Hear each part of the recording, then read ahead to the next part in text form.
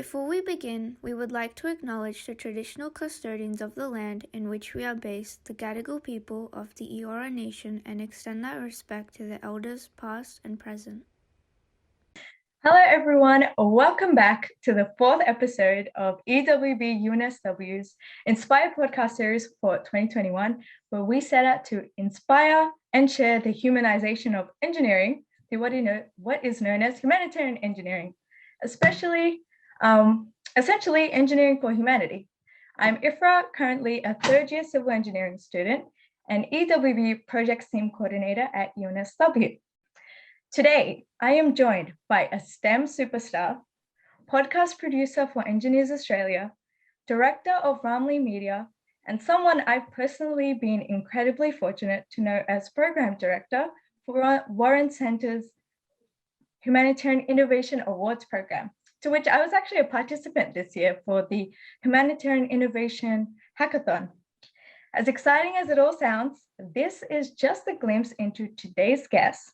So without further ado, I introduce Melanie. Thank you for joining us today, Melanie.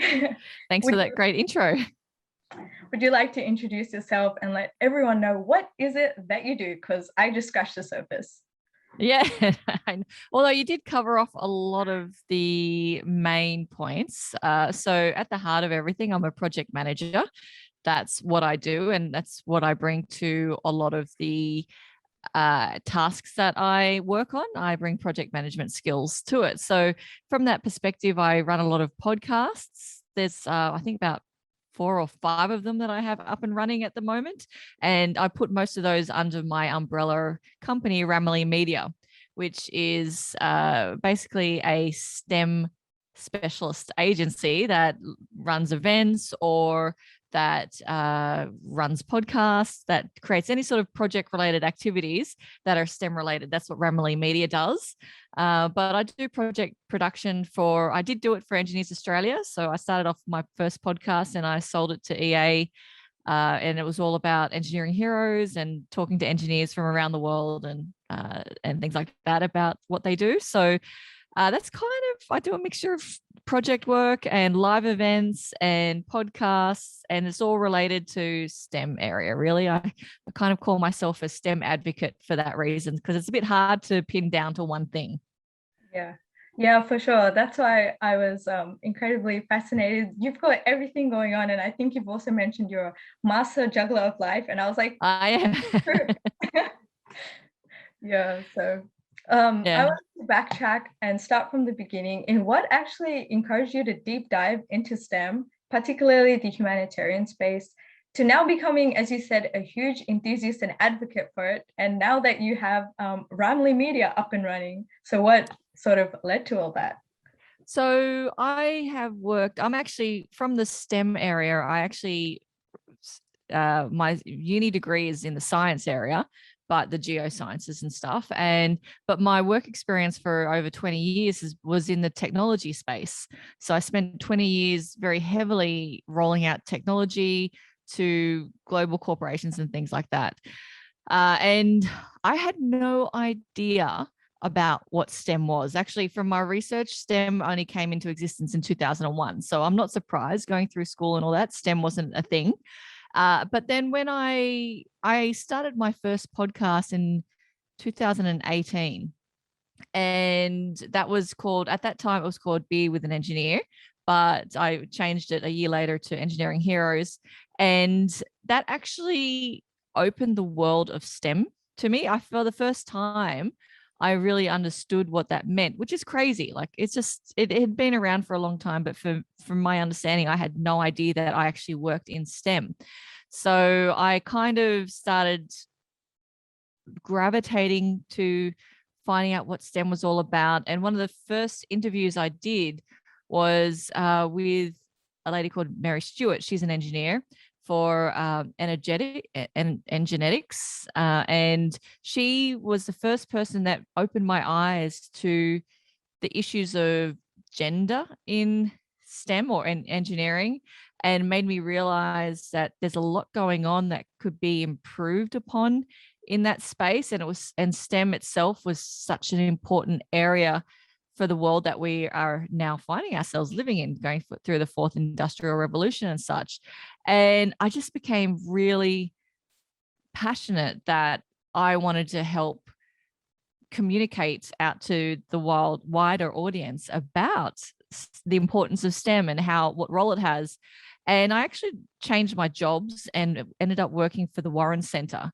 And the Warren Center is actually where I got on the path for the humanitarian engineering side of things, because they received funds from Ron Johnson, who ran ASICS, which I cannot remember what the acronym stands for, but that was a very humanitarian-led organization. And the key of what we won, the reason we won the money was because the Warren Center proposed to hold a Humanitarian Innovation Awards program. And that would involve two projects or two competitions each year. And one of them included the Humanitarian Innovation Hackathon, which you're familiar with. And the other one is what we call the pitch, which is kind of like a mini hackathon. It's a little bit like what Engineers Without, excuse me, it's a little bit like what Engineers Without Borders does with, you can create you can pick a problem and solve it however you want. It's got to be a humanitarian problem. It's got to be connected to UN SDGs and things like that. So I've been running that since 2019. So for a couple of years now.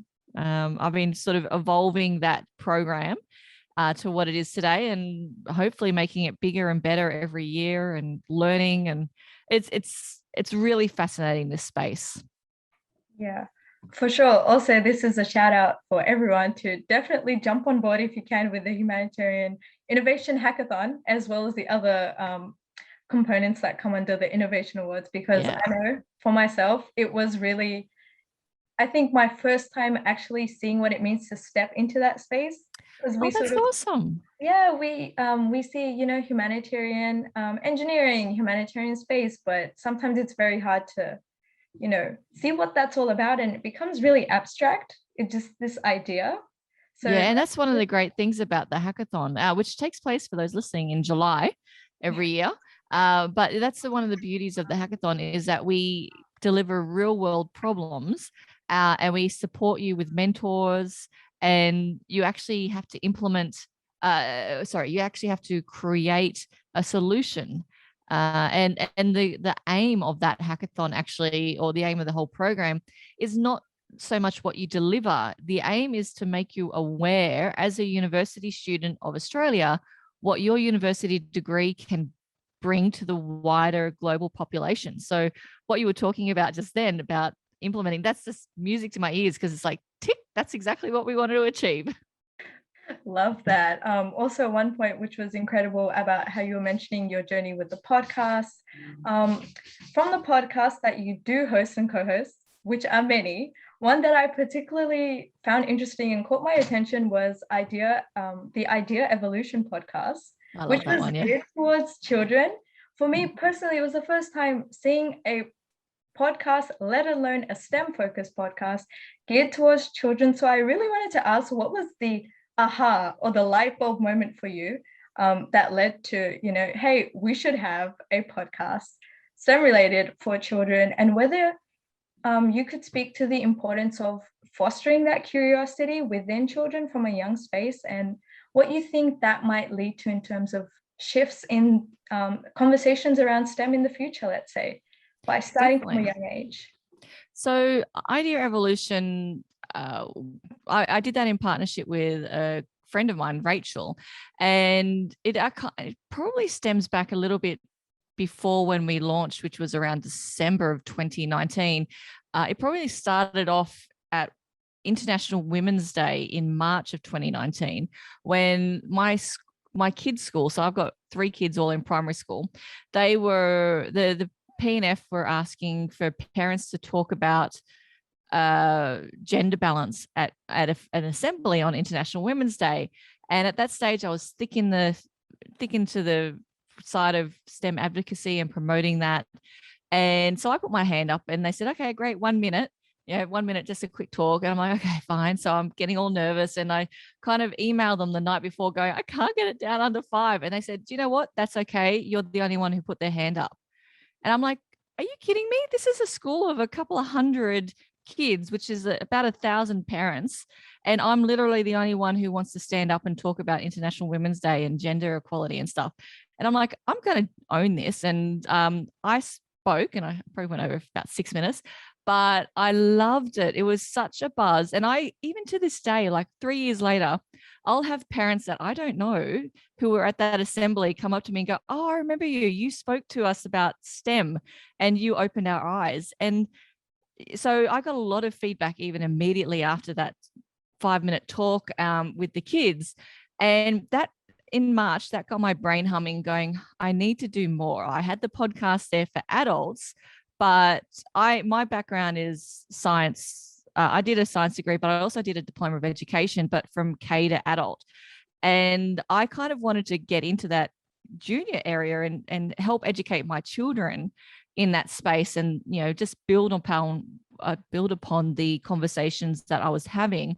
And Rachel was very passionate. She's a lawyer by day, but she was very passionate in STEM. She had a little side hustle as well going on about selling STEM chemistry kits and things like that. And so we got talking, and we just this idea of having a season where we would speak about one topic. So the first one was at home. The season was at home. So what are the innovations that were taking place around the home? And so making it something that was tangible for children to understand. But I learned so much about it as well. And I loved going into the stories, a little bit of the background of it, and then tying it into what's the future going to look like? Because these children are the ones that are going to innovate on what's existence, and make the understanding that nothing comes out of the blue. Everything is built upon. They're like Lego bricks. They're constantly building and evolving. And so what are the seeds that are going to be planted in the children's minds as they listen to idea evolution to grow, and where are they going to grow? And that fascinates me, that whole concept that everything is connected somehow, and very rarely does an idea come out of the blue, where there's always an inspiration back there. So that's why idea evolution, that's where we came up with the name. It's like ideas are the evolution of other ideas and the movement of that through time. And and just having it at a kid's perspective really helped us as well understand, because we were learning a lot as well. So yeah, it's a great little podcast, that one. Yeah, that's really cool and cute to see where the name came about, and also just getting children involved from that space, because I feel like, I know in high school it's very, we have a lot of STEM programs geared towards high school students and university students, but often the primary students are neglected, so they don't really delve into it until later on. So that was that's very much. I mean, I also volunteer on the board for Power of Engineering, which is a not-for-profit that focuses on encouraging girls to get into engineering. And a lot of the studies have shown that I was looking to around that time, was the child, like, you need to be usually around year 6, so that 10 to 12 age group, girls will start believing that they're not good at maths or something. They'll hear one little thing and that will just turn them off. So by the time you get into high school, you've already lost them.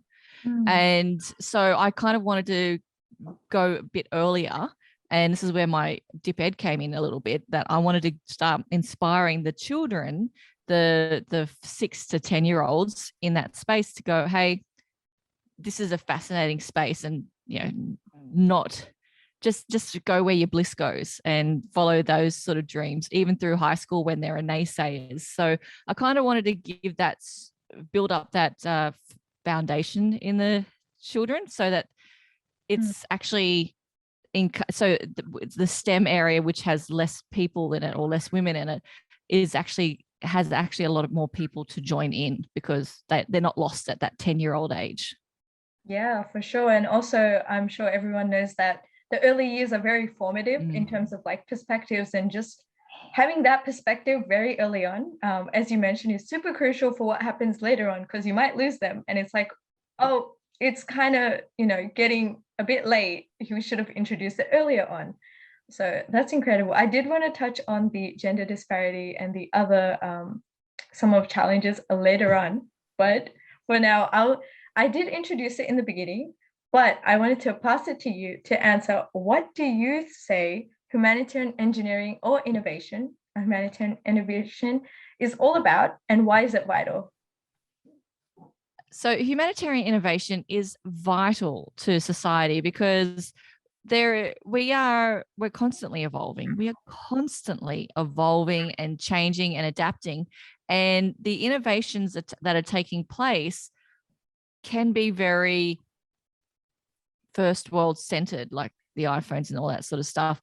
And you can't leave the parts of the world behind, and certain areas of the world constantly throwing up new challenges as well that may not be dealt with in other areas of society.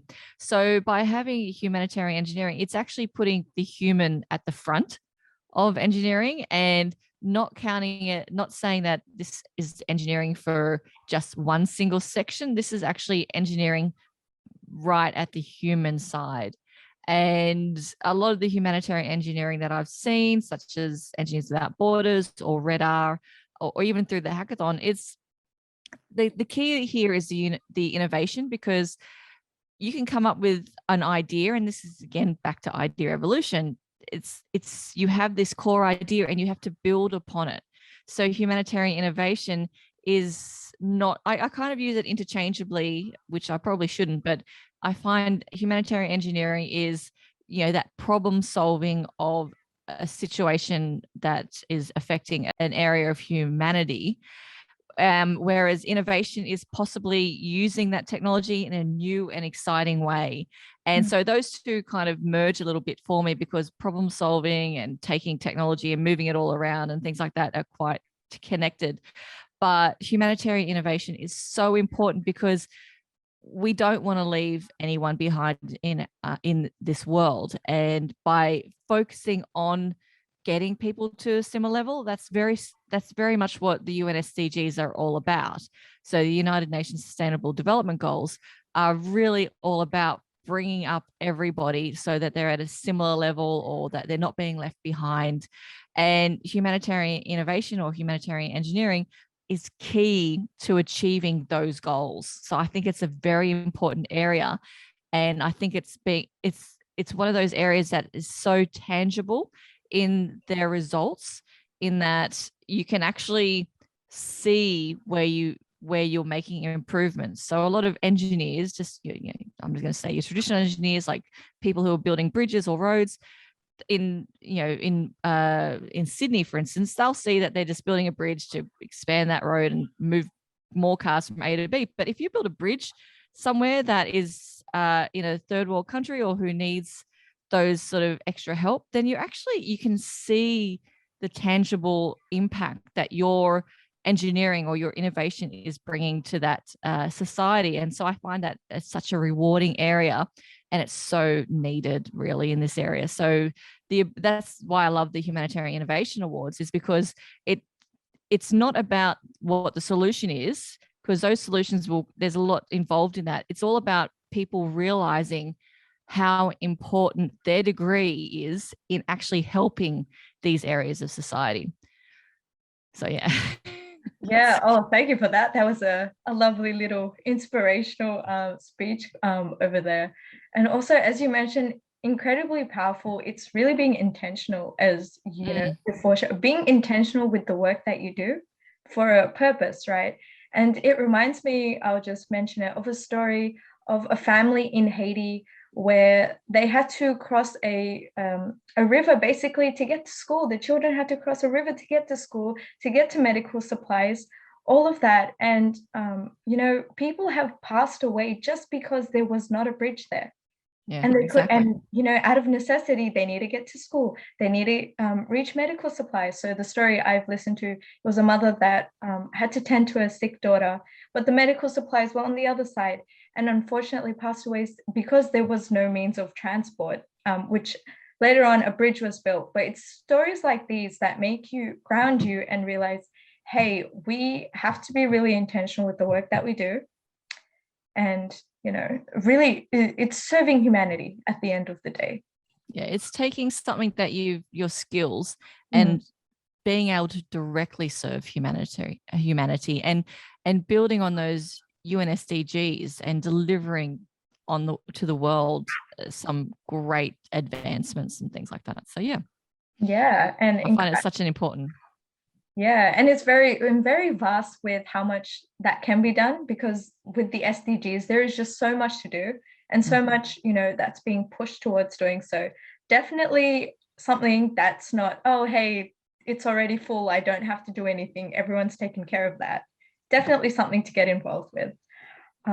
So speaking of humanitarian engineering, I know a few universities such as UNSW have recently launched humanitarian engineering minors. So to me, it seems that this space is still relatively developing and in its early stages, since these advancements, you could say, are still recently being launched. And this wasn't here before. So from your experience, would you say that you've seen a shift in the humanitarian space, and whether there are still conversations that you feel are lacking and you want more of them to be spoken out about? Yeah, I actually see the shift as well. Even in the 3 or 4 years since I've been involved in humanitarian engineering or innovation with the hackathon and such, because when that first crossed my desk in a way, I'm like, what is humanitarian engineering and what is all this stuff? And I mean, the awards is at Sydney University, for instance, and even now that we had 2 lecturers that were on board, and so they're really building up their area of the degree. And there's actually a humanitarian hub being developed now out of the Faculty of Engineering at Sydney Uni. And I'm just seeing connections down at RMIT, for instance. This year at the hackathon, we connected to RMIT and seeing how many students were kind of coming out of the woodwork for the hackathon from there, and seeing the people who are working in the humanitarian engineering down in Melbourne.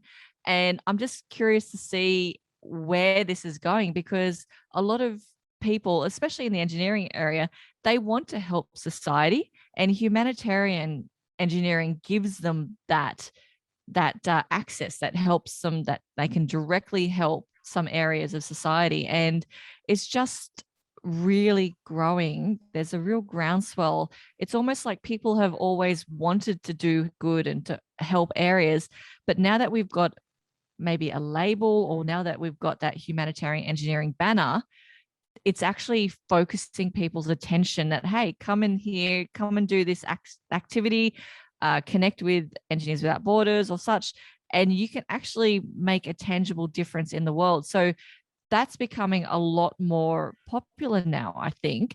I'm sure if you talk to people like from Redar or Engineers Without Borders, they would say, oh, actually, we've been here for decades. So from their perspective, I'd say it's quite different. But from my perspective, being in this area for only 3 years, I am seeing numbers increase. I'm seeing the universities that are coming on board increase as well, and the numbers from those universities are actually getting larger as well. So yeah, definitely seeing some movement, which is very exciting. But I do also know that humanitarian engineering has always been around. Like I've spoken to, I've interviewed an engineer on Engineering Heroes, and she said she went to University of Wollongong as a high school student, and they had displays up and such. And one of them was a wash thing, so water area. And she just loved seeing that and seeing how tangible it was. And that's why she got into engineering, because of that display that was a humanitarian engineering thing. She didn't end up going down the humanitarian engineering pathway, but seeing that example of the tangibility of engineering, that's what got her in. And I think that is such an important component. And I think having more courses like the Uni of New South Wales minor and what's going on at other universities is just increasing those numbers and that connection that people can make to helping society throughout the world. Yeah, for sure. So I want to pay respects to Red Eye and everyone else that mentioned it's it's been around for a while, but as you mentioned, it's now becoming a forefront and being highlighted for students, because I know for myself and other students, it's always humanitarian engineering as a concept existed, but now it's like, hey, this is actually a profession, this is a career, this is your work.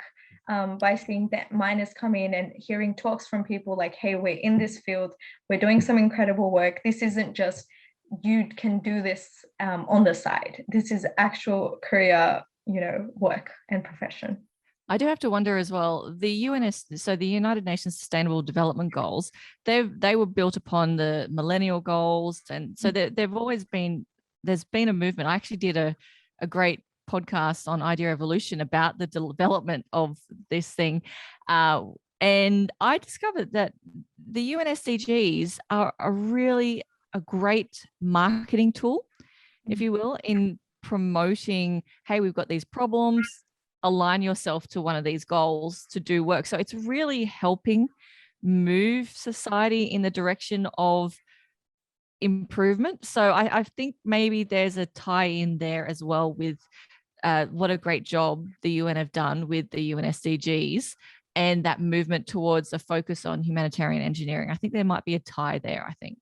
Yeah, for sure, because I know for the Humanitarian Innovation hackathon and a lot of other humanitarian engineering focused programs, it always ties in with SDG. So definitely reckon there's a link there, because they've identified the problems, right, that we need people to jump into and work towards. And one of that is through engineering and innovation skills. Exactly. So yeah. Ooh.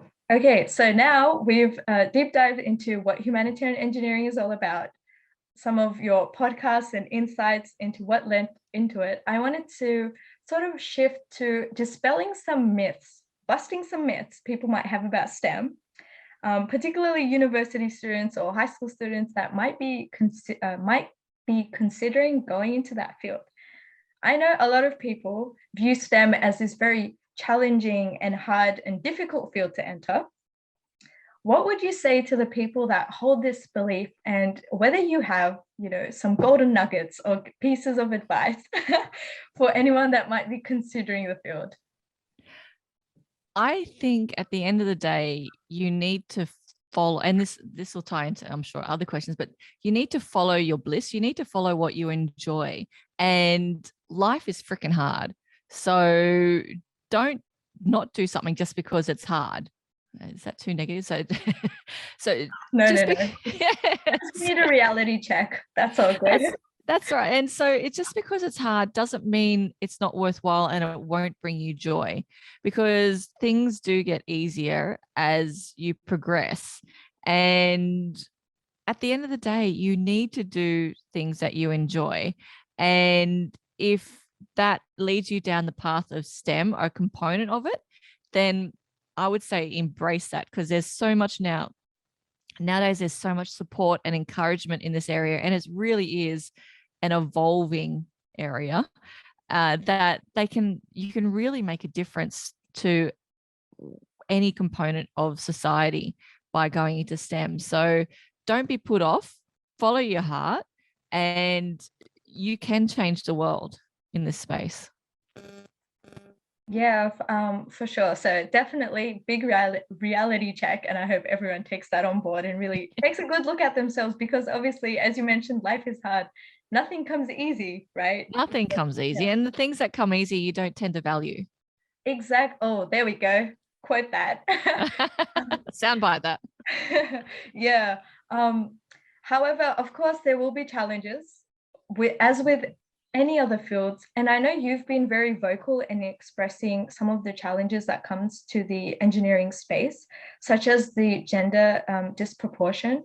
So would you be able to speak to, whether you've seen shifts from when you first started delving into the space when it comes to the gender disproportion, and whether you could highlight maybe some lesser known challenges in the engineering space that you feel like still need to be addressed, but are not being addressed as of now? Put me on the spot there.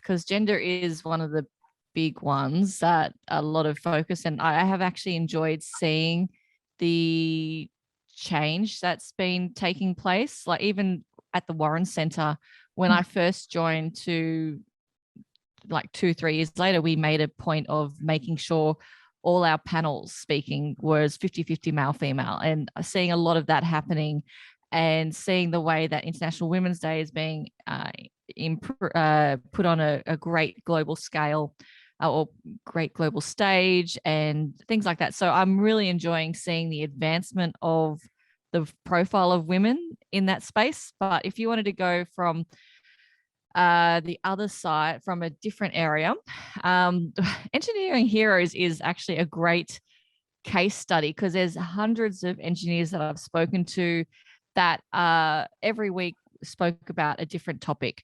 And, you know, gender did come up a lot, but some things that are sideswiping gender, for instance, imposter syndrome, that came up a lot. That was that did tend to come from the women, but that was also something that would hold that gender discussion back.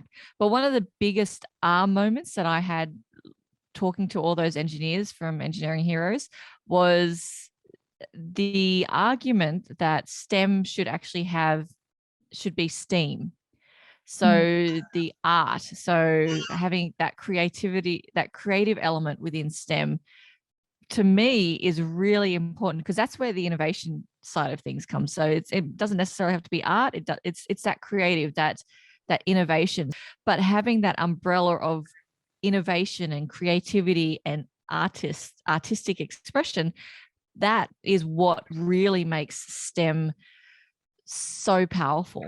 And I think that can be missed out sometimes when you're thinking about STEM, in that innovation side of things is actually, maybe it should be STEAM, because you really do need to talk about that. When you're talking about STEM, you need to make sure you include that creative banner. Yeah, for sure. And as you've mentioned, that's where if we're linking it back to the humanitarian side, humanitarian innovation comes from, right? Exactly. Yeah. And it's one of those things, when I was creating Ramaley, I wanted it to be stories of STEM, but I also wanted it to be innovation, because I didn't feel like STEM was enough. I wanted it to also include innovation, because innovation can come from lots of different areas. So in one side of me wants to keep STEM because I like the purity of that, but there's another side which I don't think perhaps society talks enough about, which is that innovation. And that's why I like the Humanitarian Innovation Awards, because it ticks that box for me, in that it does bridge that whole engineering, humanitarian, as well as innovation. Yeah, that really actually ties into what I wanted to ask you, was that over, these years and with your podcast, you've been able to hear from incredible engineers and STEM enthusiasts alike. Would you say the STEAM would be the most interesting perspective that you've heard, or is there any perspective that particularly stood out to you, or something that, the guests have shared that really resonated with you and you wanted everyone to hear about this and get on board with this? STEAM, so putting the A in STEM was a real pivotal moment. There were a lot of pivotal moments. So the whole gender imbalance was an early one for me. So every episode for Engineering Heroes is 50-50 male female. So it takes sense. So making deliberate actions to do that for the gender. Then the A, so the making sure innovation is included in STEM, that was important. But one of the other ones that kind of rocked my world, so to speak, is, and that I think it needs to definitely, so STEM is being spoken about a lot. So that innovation side of things is really getting a lot of bandwidth. But one area that I think needs to be spoken about more is, and it was spoken about in a lot of different ways, but it was about making sure engineers or STEM specialists are at the table. And that can be STEM on engineers on board. Like there's only 3% of board members are engineers, I think. So that needs to be increased. Having engineers talking about policies, having engineers come into politics, that kind of thing is so important. Not just engineers as well, any sort of STEM professional, having those technical experts taking leadership positions is imperative to ensuring that we're moving society in the right direction. And I applaud any engineers that want to step into that STEM space. So, the Karen Andrews of the world and the Trish Whites and things like that. Those ladies that are doing it in the federal government, that they need to be encouraged. We need more people who are prepared to step into that leadership role. Felicity Fury, I know she has a specialist leadership course that she runs to encourage engineers and other STEM professionals into being leaders. And it's just such an important area that really needs to be spoken about. And if we can't get the numbers up, then everything we're doing at this early age, so that idea revolution side, that younger group, is just going to fizzle out, because you need that whole end to end. And it's important that you get engineers on boards or STEM professionals on boards to show their importance.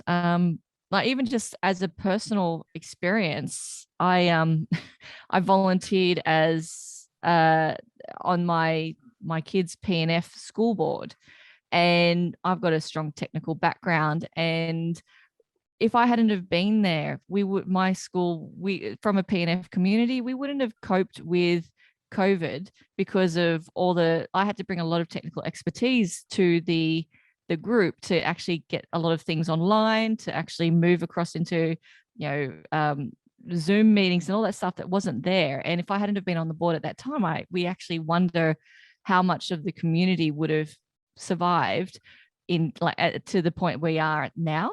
So it's one of those things that really does need to be addressed. Yeah, for sure. And thank you for mentioning that story. That really sort of highlights the power of bringing perspective, right? It's you as an individual and your perspective that you're bringing. And that's the only way we can ensure that the solutions or ideas are as inclusive and sensitive, I guess you could say, to people as possible. That won't be possible if there is not perspectives on board, right?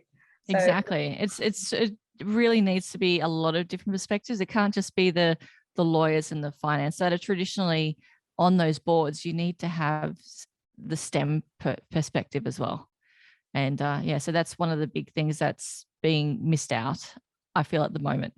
And now when it comes to, bouncing out from perspectives, I know from your podcast, you've covered a wide variety of topics. So shout out to the Engineering Heroes podcast. We'll definitely link all of it below when this is released. But I know there's topics such as IoT. We're talking about STEM in schools, what makes a good engineer, clean energy, and everything, beyond this.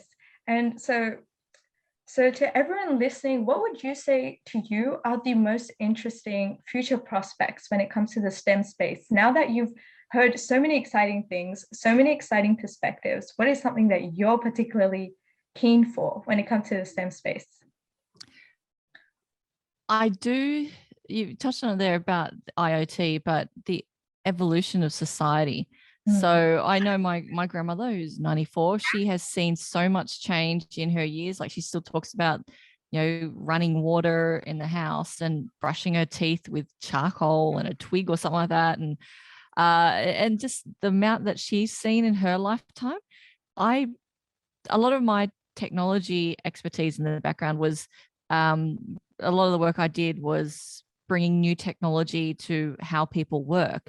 And so I am constantly fascinated by what is coming next that's going to directly impact us as a society. So, and having a sustainable overlay of that.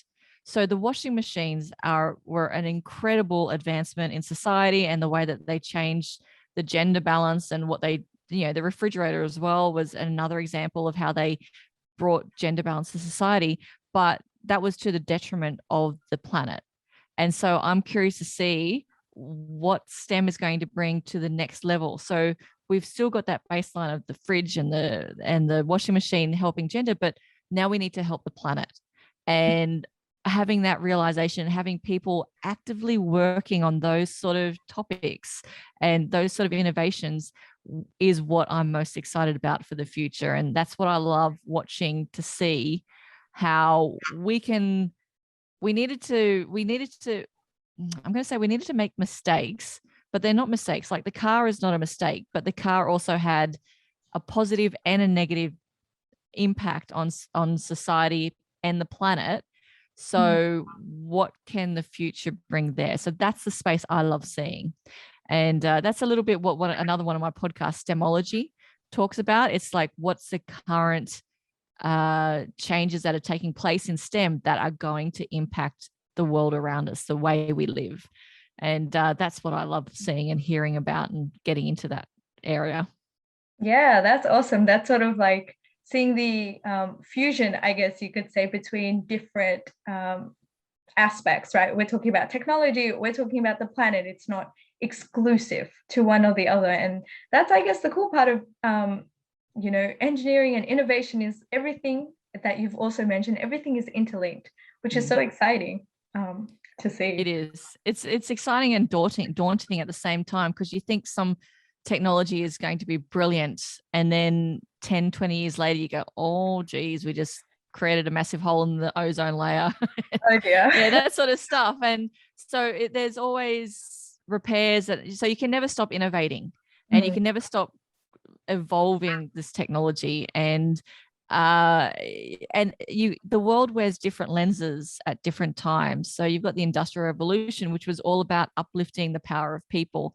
And now we've got the Fourth Industrial Revolution, which, amongst other things, is advancing the power of people. But there's also this lens of no harm to the planet. And that hasn't taken place. Like, we've had innovation, doesn't matter about the planet. But now I'm really seeing that that caring side of things come in. And that's a little bit where the humanitarian engineering, I think, comes in, because people are becoming more aware and caring. And I think that flows from humanity as well as into the environment. Yeah, awesome. So I guess this is a motivation, but I wanted to say sometimes it can be overwhelming, right? There's so much to do in the humanitarian space.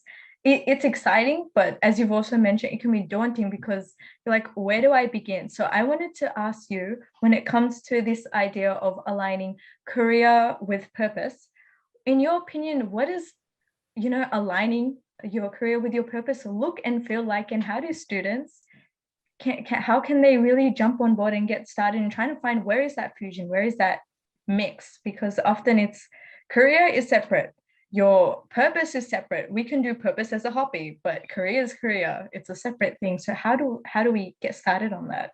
I think that's something that's a big generational change as well. So people, what you just said, career is one thing and your purpose is another. Yeah. I think what society is seeing right now is a shift in that, sorry to say this, age-old mentality. Yeah. In that, like, that's very much the 20th century thinking. I go to my job to earn a paycheck, and and that's my life. Society nowadays is not satisfied with that.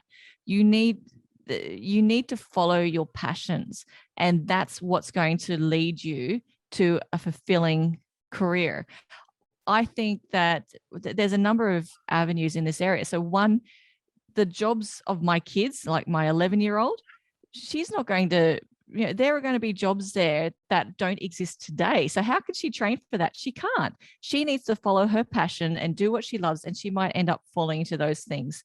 Secondly, society's concept of retirement, it was based, like, when you look into it, it was based on a political agenda. And, the age 55 or 65 was an arbitrary number, because people in those days, back in those days, they didn't retire. So there was all this unemployment with the young kids, the younger generation. So they forced all the old people to retire, which then brought this whole economic change. So there was a validity in that. But that concept of retirement is, it's a recent idea. And the idea that you just stop at 65, I think, is being challenged. You need to keep going with your passion. And this is where the whole line between where you are as a child and where you are as an adult, if you've got that passion as a constant, you will live a satisfied life and you'll come out the other end where you don't need to retire. You just keep doing what you love doing until the day you die, because you're being driven by this internal love of something, and the career that you're going to have will be so more fulfilling because you're following your internal bliss. And it comes back to the very early, you decide you need to learn about yourself as a person, as your single person, of what makes you passionate in life, what is your driving force in life, and educating yourself and skilling yourself up in those areas so that you fall into jobs that tick your internal boxes and that will evolve you and make you a valuable person in society, so that when you get to the other end, you're still going and you're still contributing and you still have things to offer. You don't just get hidden away in an old age home, because you're still a valid, important part of society who has passion for the world around you, and you have so much more experience at the other end. So that was a big thing. But at the end of the day, just follow your passion. That's where you need to go. And you might need to do some boring stuff along the way, but you need to always understand yourself. Where you need to learn about yourself as you go through and realize that everything builds up. You're like a Lego piece. You're still getting blocks attached to yourself as you go. And as long as you're happy of, that you can see the connection of those blocks to a bigger picture, then you'll get through this life very happy and satisfied.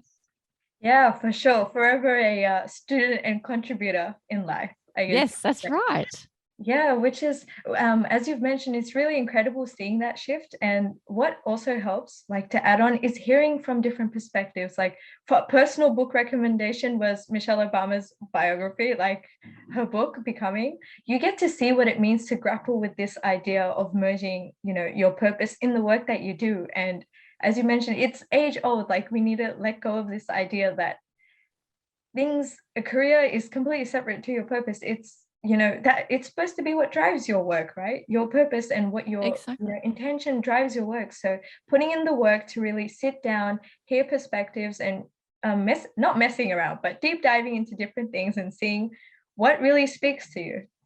Yeah, and taking on hobbies, because you never know where that evolves. And and that whole concept of you have one career for life, I never was connected to that personally. And so but I have, when I look back, I'm a project manager. I've been a project manager for 20, 30 years or something like that now.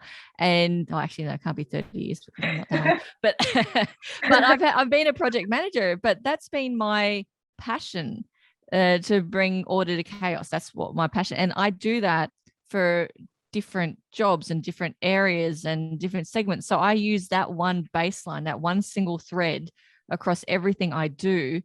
And it gives me the confidence to jump where I want to go, that I find something that's interesting. So I know myself enough that I can be a project manager in that space, and I go to there and then something else comes along and I jump to that. So it's very important to know yourself, that and be true to yourself as you evolve and develop in your career, which I think is something that I love seeing in the generation that's coming up now. I mean, they might appear to be selfish to some, but in some other ways, I see them as they're being true to themselves. Yeah, for sure. Also mentioning about dabbling into different careers. I remember in high school, our careers advisor was actually mentioning now the average person will change jobs around 8 times. Yeah. Like, oh, I don't think this was heard of before. Before it was, we're having one job, that this is the goal. We need to, work, earn money, come home. That's that. It's changing, and that's changing. And I think some businesses don't understand that they need to adapt, and they don't like adapting to this younger generation of their needs. Like Google has opened a lot of the eyes in, put a ping pong table in and give free meals and that sort of stuff. And because we do have that boundary between life and work has really blurred. And I mean, COVID's really put a spotlight on that as well. But, there was a lot of talk before about the work-life balance, and it's not so much a work-life balance. It has to be a work-life bliss. You need to they will merge. And if you're following your bliss, then your work is your life and your life is your work, and you've got everything else on top of it. But it's not a drag to go to. And having office spaces that are welcoming and stuff, that's definitely, in my book, ticks a box as well. That'll get people back in. Yeah, it also, as you mentioned, that the work-life bliss, it also sort of reminds me of the idea evolution concept. Sometimes you need to let go of what is familiar to you in some sense in order to evolve, right? We will be stagnant if we don't change and we don't adapt to things and we don't evolve. So guys, I think that's one of the I think that's one of the strengths of humanity, is that we are always evolving. And there's so many of us. Even if one person gets locked into a certain way of doing things, there's always somebody around that's like pushing that boundary. Could we do it better? Could we do it different? What can we change and what can we evolve? So there's enough of us that are asking, and you need that groundswell. So the environmental impacts, that's been something going on since when I was young, in the 90s, 80s, and all that sort of stuff. And it's only just now with things like the UNSDG that's really starting to put serious spotlights on that and connecting the passion with the tools. Yeah. So on that, I guess, that high note and that uplifting note, unfortunately, we are coming to the end of the podcast. So I wanted to wrap it up with some quickfire questions. So what is one book, one podcast, and one piece of career advice you want everybody to jump on board with? All right, this is hard. The book, I have 3 kids under the age of 11. So the last time I had a chance to read a book. So I'm going to pause on that one. But the podcast, I really love Stemology. I know bias, but it's one I make. But that is such a fun podcast to listen to even. I enjoy listening to it every week as well. So that's a good one to listen to. And advice would definitely be to follow your heart. Don't get locked into a career that doesn't bring you joy. So if in doubt, follow your heart, follow your passions, and you will definitely end up somewhere that you may not have thought of, but will make you happy and give you a fulfilling life.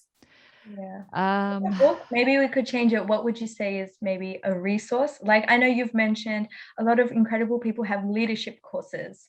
So what would you say is, let's say, a resource that you really love, unless it's the podcast, but no, I'm going to say give back, volunteer your time.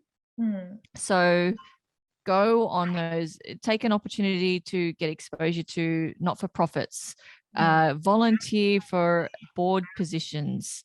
Even when you're young, just put your name down for those positions, because you'll get exposure and you'll learn something new. And don't be afraid to be a leader out there, because and also make sure you have a leader that you follow. So having a mentor is one thing, but being a mentor completes the circle. So find those people in life that will challenge you and guide you, but also be a guide for somebody else.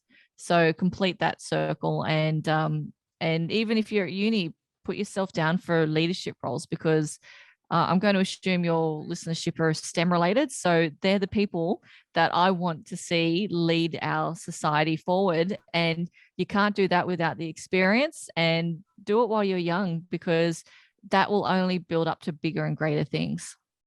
Yeah. And I really loved how you touched on the aspect of mentorship, because I know it's, people mention it, get a mentor, mentorship is important, because you sort of learn to lead when you see others lead, in a sense.